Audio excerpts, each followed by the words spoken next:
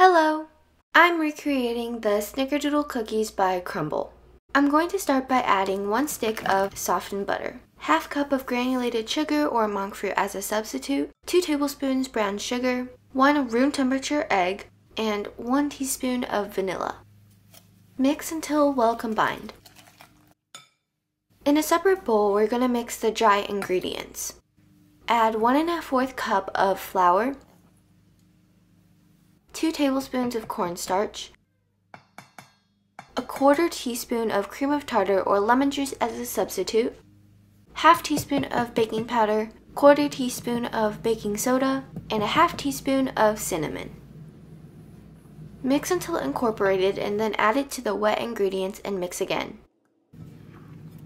If the dough is still dry and not coming together, add a little splash of milk or water. It should become a soft, moderately sticky, and moldable dough. In another small bowl, add 3 tablespoons of granulated sugar or Monkfruit as a substitute, half teaspoon of cinnamon, and mix. Evenly scoop the dough and roll each ball in the cinnamon sugar mixture. This amount should make 6 large cookies. Place them onto a parchment paper lined baking pan and flatten with a plate. In this video, I didn't flatten it enough, so it rose too high in the oven. I recommend flattening it to the exact shape you want it to be because it doesn't spread much in the oven.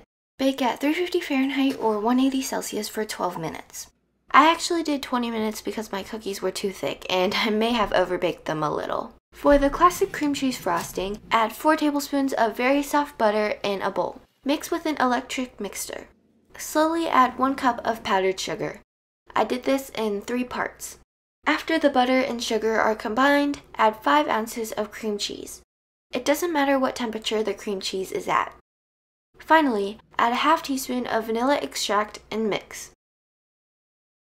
I'm deciding to transfer the icing to a piping bag to help with the decorating. Before you begin to pipe the icing on, make sure there are no air pockets or bubbles in the piping bag. There were some air pockets in mine, so there was a lot of breakage that caused uneven piping.